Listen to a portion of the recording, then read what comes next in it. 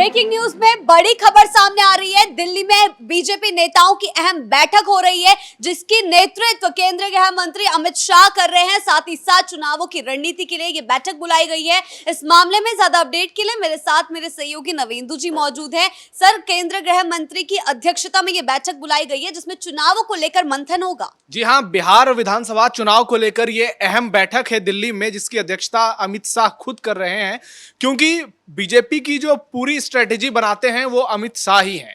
PM Modi के बाद number 2 की हैसियत है उनकी। और बिहार बीजेपी के सभी सीनियर लीडर दिल्ली पहुंचे हैं।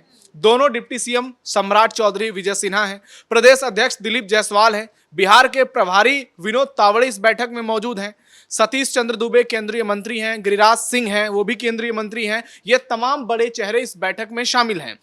बिहार विधानसभा चुनाव में बीजेपी की क्या रणनीति होगी, कौन सी पार्टी कितनी सीटों पर चुनाव लड़ेगी, इन सब बातों का आज फैसला हो जाएगा। वैसे पिछले दिनों खबर आई थी कि सीट शेयरिंग को लेकर एनडीए में बात बन गई है। ये ऊपर ऊपर की खबर थी, लगभग वही खबर होने वाली है और इस पर पूरी तरह से मुहर लगने जा रही है। आज ये तय हो जाएगा कौन सी पार्टियां, जेडीयू कितनी सीट पर चुनाव लड़ेगी, बीजेपी कितनी सीटों पर चुनाव लड़ेगी, लोजपा कितनी सीटों पर चुनाव लड़ेगी, उसके बाद उपेंद्र कुशवाहा की पार्टी है, जीतन राम मांझी की पार्टी है। तो ये तय हो जाएगा कि कौन सी पार्टी कितनी सीटों पर चुनाव लड़ेगी। हो सकता है कि ऐलान आज ना हो, ऐलान कुछ दिनों के बाद हो, लेकिन अंदर खाने सब कुछ फिट कर लिया जाएगा और ये चीजें पहले ही हो गई हैं।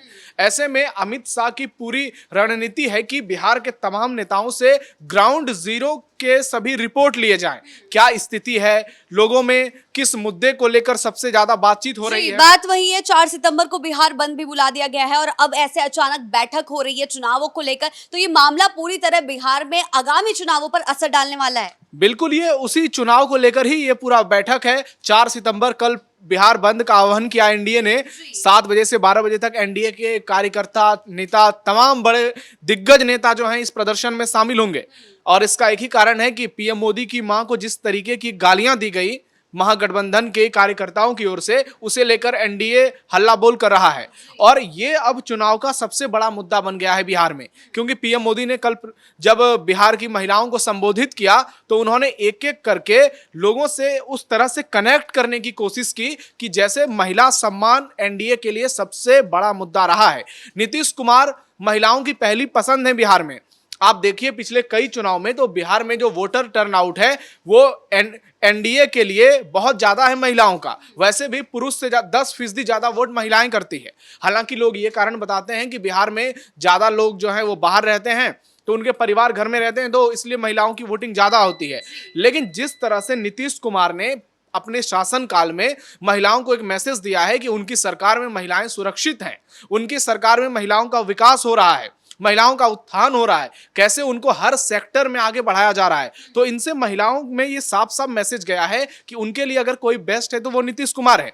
इसलिए नीतीश कुमार की तमाम रणनीति और पीएम मोदी ने कल जो जो बड़ी बड़ी बातें की है उसे लेकर इन बैठकों में चर्चा होने वाली है। और चुनाव को लेकर क्या तैयारियां होंगी, कौन सी पार्टी, जैसे मैंने आपको किस सीट पर चुनाव लड़ेगी, किस सीट पर अब आपस में गठबंधन में पहले सीटों का बंटवारा होगा, उसके बाद कौन सी सीट बीजेपी के खाते में जाएगी, कौन सी सीट जेडीयू के खाते में जाएगी, यह भी तय किया जाएगा। ग्राउंड पर माहौल क्या है, हर जिले में, हर कस्बे में, हर विधानसभा में लोग क्या सोचते हैं, किस जगह कौन सा मुद्दा हावी होने वाला है, इन तमाम बातों का जिक्र किया जाएगा। क्या जातीय समीकरण होंगे, कौन सी जातियों के कितने उम्मीदवार उतारे जाएंगे, जनरल कास्ट के कितने उम्मीदवार होंगे, ओबीसी कितने होंगे, ईबीसी को बड़ा भूमिका उसकी दी जाएगी, उसके बाद क्या बीजेपी इस बार मुस्लिम उम्मीदवार उतारने का भी सोचेगी। तो ये तमाम बातें होंगी इस मीटिंग में। और सम्राट चौधरी जैसे दिग्गज नेता हैं, दिलीप जायसवाल खुद मौजूद रहेंगे, तो अमित शाह उनसे हर एक रिपोर्ट लेने की पूरी कोशिश करेंगे, जो यह बताएगा कि बिहार चुनाव को लेकर एनडीए की तैयारी कितनी पुख्ता है। और इसके बाद हो सकता है कि संयुक्त प्रेस कॉन्फ्रेंस भी हो और उसमें यह बताया जाए कि आखिरकार इस बैठक में क्या क्या निर्णय लिए गए। तो देखिए, जिस तरीके से पीएम मोदी का भी हाल ही में बयान कल सामने आया है और अब ये बैठक बुलाई जा रही है, तो यानी कि एनडीए तो अपनी तरफ से तैयार है चुनावी रणभेरी में उतरने के लिए। लेकिन दूसरी तरफ बात करें तेजस्वी यादव की, तो वो तो डांस कर रहे हैं। हाँ, ये बहुत सही सवाल किया आपने। तेजस्वी यादव वोटर अधिकार यात्रा में अभी पिछले 15-16 दिन वो घूम रहे थे।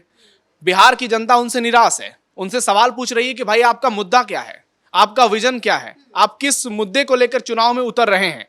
तो उनके पास कोई जवाब नहीं है। जो तेजस्वी यादव जंगल राज के प्रोडक्ट हैं वो बिहार की सड़कों पर डांस कर रहे हैं। वो भी कब? जब नीतीश कुमार ने वो सड़क बनवाई है, जो उनका ड्रीम प्रोजेक्ट रहा है पटना का मरीन ड्राइव, वहां पर तेजस्वी यादव भोजपुरी गाने पर डांस कर रहे हैं। अपने पिताजी के ऊपर जो गाने बनाए गए हैं उन पर डांस कर रहे हैं और ये बताने की कोशिश कर रहे हैं कि बिहार में डेवलपमेंट कितना हुआ है। लेकिन ये डेवलपमेंट तेजस्वी के शासनकाल या उनके पिताजी के शासनकाल में नहीं हुआ है, ये नीतीश कुमार का डेवलपमेंट है जिस पर आज तेजस्वी यादव डांस कर रहे हैं। क्योंकि उनके पिताजी का जब शासन था तब तो बिहार में जंगल राज था। इस तरह से कोई युवा सड़कों पर डांस नहीं कर सकता था, इस तरह से खुशियां नहीं मना सकता था, क्योंकि उस समय खौफ का माहौल होता था। लेकिन वो सारी चीजें आज खत्म हो गई। आज नीतीश कुमार के शासन में सुशासन की बातें होती हैं, कानून व्यवस्था की बातें होती है। तो ये तमाम मुद्दे जो हैं वो चुनाव में रहेंगे और इस पर बहुत ज्यादा गौर किया जाएगा, क्योंकि ये सीधे नीतीश कुमार से जुड़ी हुई है। और नीतीश कुमार की पार्टी जेडीयू और बीजेपी बार बार इस बात को दोहराती है। पीएम मोदी हर रैली में इस बात का जिक्र करते हैं कि बिहार में जंगल राज से लेकर सुशासन का दौर जो रहा है, किस तरह से नीतीश कुमार उसमें उन्होंने परिवर्तन लाया है। और आज तेजस्वी यादव के पास जब कोई मुद्दा नहीं है, कोई विजन नहीं है, तो वो बार बार यही कोई कभी वोट अधिकार यात्रा निकालते हैं, कभी सड़कों पर डांस करते हैं। आज उन्होंने बहुत सारी कविताएं शेयर की है जिसमें नीतीश कुमार पर आरोप लगा रहे हैं, तो वो पूरी तरह से बैकफुट पर है। दूसरी ओर आप देखिए एनडीए चुनावी तैयारी किस तरह से कर रहा है। लगातार मंथन हो रहा है दिल्ली में, पटना में, पार्टी के तमाम नेताओं के बैठक चल रही है। हर बूथ को लेकर तैयारी की जा रही है कि कैसे ज्यादा से ज्यादा वोटिंग तो कराना ही है। इस बार लोगों तक कनेक्ट करना है, गांव में घर घर तक कनेक्ट करना है, खासकर महिला वोटरों तक। पीएम मोदी की मां को गाली देने का मुद्दा इस तरह से अब बिहार में हावी हो रहा है कि सबसे बड़ा मुद्दा यही बनता जा रहा है, क्योंकि पीएम मोदी ने सीधे उसे देश के अपमान से जोड़ा है, तमाम महिलाओं के अपमान से जोड़ा है। और बीजेपी जो है वो ट्रिपल एम पर काम कर रही है, मोदी, मंदिर और महिला। मंदिर का काम तो जोर शोर से चल रहा है पुनौरा धाम में। पीएम मोदी का एक दमदार चेहरा है एनडीए के पास, और महिला वोटर। जिस तरह से महिलाओं ने नीतीश कुमार का साथ दिया है, एनडीए का साथ दिया है, उसी का नतीजा है कि 2024 के लोकसभा चुनाव में जब बीजेपी को तमाम बड़े राज्यों में झटके मिले, चाहे वो उत्तर प्रदेश हो, पश्चिम बंगाल हो, महाराष्ट्र हो, उस समय बिहार में शानदार प्रदर्शन किया एनडीए ने और 30 सीटें जीती। ये बताता है कि महिलाओं का साथ जो रहा है वो एनडीए के साथ है, वो नीतीश के साथ है। और इस चुनाव में ये भी चर्चा की जाएगी, आज जो बैठक हो रही है, कि इसमें कितनी महिलाओं को टिकट दिया जाए, क्योंकि हो सकता है अगली बार जब लोग विधानसभा चुनाव हो तो परिसीमन हो जाए, सीटों की संख्या बढ़ जाए।